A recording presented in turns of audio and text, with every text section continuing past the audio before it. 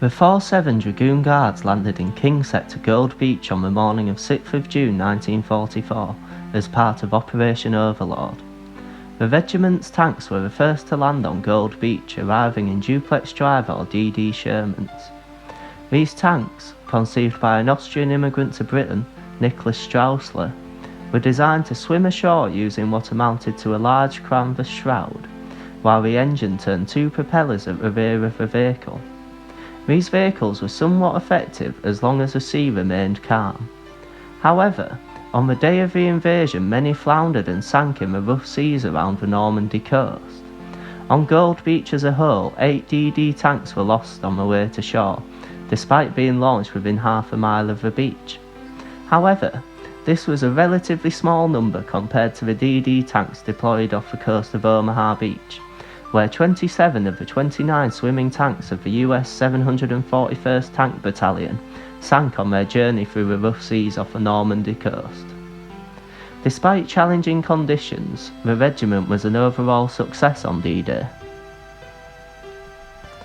The city of Caen was a key objective for the Allies during the invasion of Normandy, due to its tactical position at the junction of multiple roads and railway lines. The Allied intention was to seize Caen on the very first day of the invasion. However, German resistance in the area proved far stronger than the Allied High Command had initially anticipated.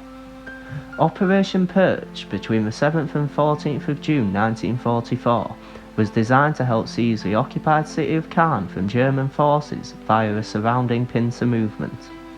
On the 14th of June, the tanks of the 4-7 Dragoon Guards were ordered to attack towards the villages of Longève and Villiers as part of this operation. Sergeant Wilfred Spit Harris was the commander of a Sherman Firefly tank during this operation. The Firefly was a British design based on the American M4 Sherman, but was fitted with a more powerful British 3-inch caliber 17-pounder anti-tank gun. This gun was considerably larger and more effective than the 75mm cannon of the original Sherman tanks. This design development was necessitated by the increased thickness of German armour and the increased range in which German tanks could knock out those of the Allies. The German Panzerkampfwagen 5 Panther was one such fighting vehicle. Particularly effective on the Panther was its sloped armour inspired by the Soviet T-34. Sloped armour was a great innovation because the angle of the plates not only made anti-tank rounds more likely to deflect, but also, the steeper the angle, the greater the armour's relative thickness, and therefore the force necessary to penetrate the vehicle is greater. This allowed tank designers to reduce the weight of their vehicles without sacrificing the safety of the crews. Nonetheless, the Panther was still almost 45 tons. In order to keep the weight down, some armour protection had to be sacrificed on the side of the Panther's hull. This would prove integral to Sergeant Harris's success in the following engagement. In a remarkable feat of tank command, Sergeant Harris and his Sherman Firefly destroyed 5 Panthers of the Panzerlehr Division with 5 shots from his tank's 17-pounder cannon. After the capture of Longève, Sergeant Harris occupied a position to the east of the town, along the main road, and waited for 2 wandering Panther tanks that had been seen in the area. Harris did not have to wait long, and after only 10 minutes the enemy appeared.